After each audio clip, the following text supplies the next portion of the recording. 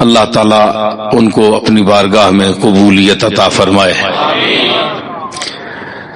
انسان خطا کا پتلا ہے،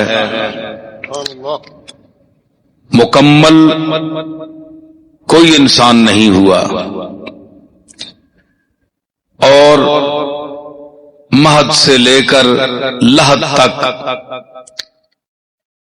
ہر شخص، ہر انسان علم کا طالب رہا۔ صرف ایک ذات میرے اور آپ کے آقا جناب محمد رسول اللہ صلی اللہ تعالی علیہ وسلم کی ایسی شخصیت ہے جو اس پوری کائنات میں اللہ تعالی کا ایک عظیم شاہکار ہیں، اور آپ ہر حیثیت سے کامل و مکمل و اکمل ہیں۔ پھر طبقہ انبیاء ہے، آدم سے لے کر جناب عیسیٰ تک اللہ تعالیٰ نے ان انسانوں کو بھی اپنے محض فضل و کرم سے درجہ کمال تک پہنچایا، اور انسانیت کے نقطہ عروج تک انہیں پہنچایا۔ اس کے بعد وہ لوگ جو ان کے راستوں پر چلے، ان کے لائے ہوئے منشور کو اپنایا، عمل کیا، وہ طبقہ اللہ کے مقبولوں کا ہے، صالحین امت کا ہے، صحابہ کا ہے، اہل بیت کا ہے۔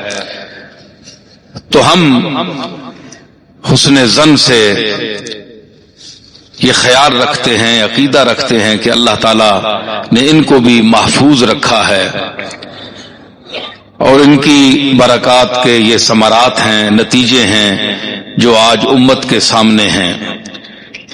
اسلام پوری شوکت کے ساتھ اس پوری زمین پر جلوہ افشاں ہے، تو انہی لوگوں کی خدمات کا یہ نتیجہ ہے۔ اللہ تعالیٰ نے ہر دور میں اپنے برگزیدہ اور چیدہ بندوں کو مختلف قطعات زمین کے لیے منتخب فرمایا۔ اسی طرح رسولوں کو اپنے اپنے مختلف ادوار میں مختلف علاقوں کے لیے منتخب فرمایا، اور ہمارے آقا جب تشریف لائے تو ان کے لیے فرمایا وما ارسلناک الا رحمۃ للعالمین۔ انبیاء ما سبق کے لیے مخصوص علاقے تھے، مخصوص زبانیں تھیں، مخصوص رنگ کے لوگ تھے، مخصوص انداز کا وہ طبقہ تھا جن میں وہ مبعوث ہوئے۔ لیکن یہ آخری نبی جو سردار انبیاء ہے، سرتاج رسل ہے، فخر اولین و آخرین ہے، یہ سب کا سرتاج ہے اور گل سرسبد ہے، اس لیے اس کو ہم نے کائنات کی وسعت عطا فرمائی۔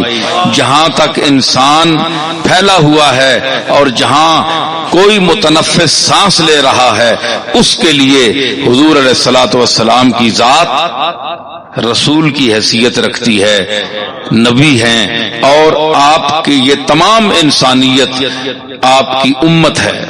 یہ آپ کو میں اس علاقے میں، چونکہ لوگ ذرا شاید ناآشنا ہوں گے، تو میں وضاحت کرتا چلوں کہ حضور علیہ الصلوۃ والسلام کی صرف امت ہم نہیں ہیں،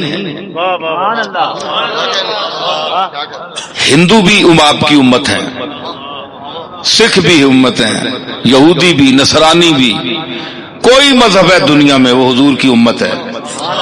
کس طرح؟ یہ علماء بیٹھے ہیں بڑے حیران ہوں گے۔ دو قسم کی امتیں ہیں، ایک ہے امت دعوت، ایک ہے امت اجابت۔ امت دعوت اور امت اجابت۔ امت دعوت وہ ہے کہ جب سرکار نے اپنی نبوت کا اور ختم رسالت کا اعلان فرمایا تو اس وقت پوری کائنات میں جو انسان ہے یہ دعوت اس کو ہے کہ وہ امتی بن جائے.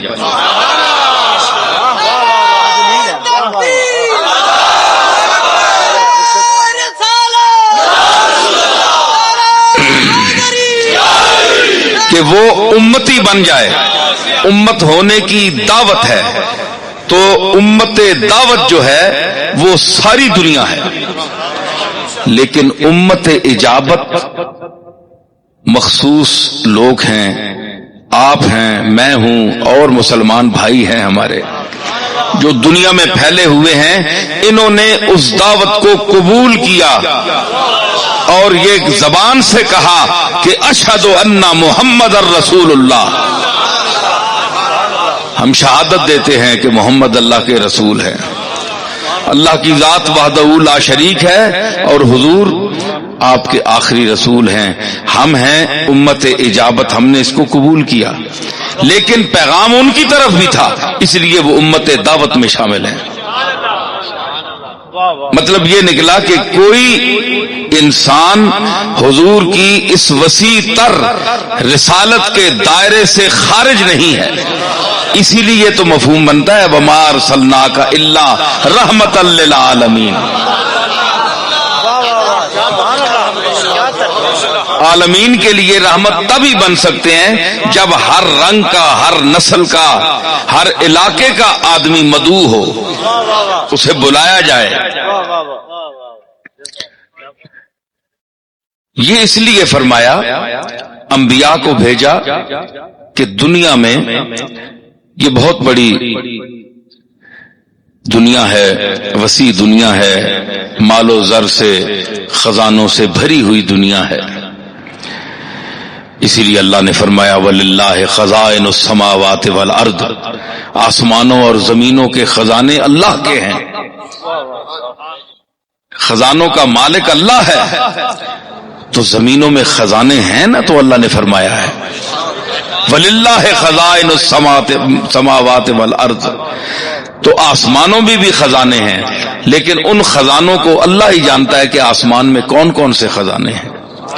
لیکن زمین کے خزانے آپ کے سامنے ہیں، معدنیات ہیں، اور یہ جو تلاش کرتے ہیں تو کتنے کتنے گوہر نایاب اور یہ تیل اور جو کچھ نکل رہا ہے یہ سب خزانے ہیں نا. تو اس حیثیت سے اللہ نے دولت مند بنایا اس دنیا کو، ہر قسم کے خزانے دے کر انسان کو طبیعت دی، حرص دی، اس میں رجحان پایا.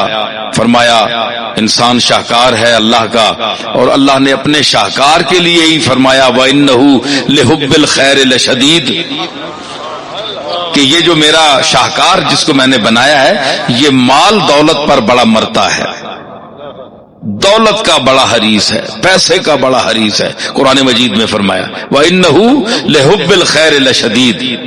اور پھر دنیا دے کر دنیا سے منہ موڑنے کا حکم دیا، اس کے مضر جو اثرات ہیں اس سے بچانے کا حکم دیا.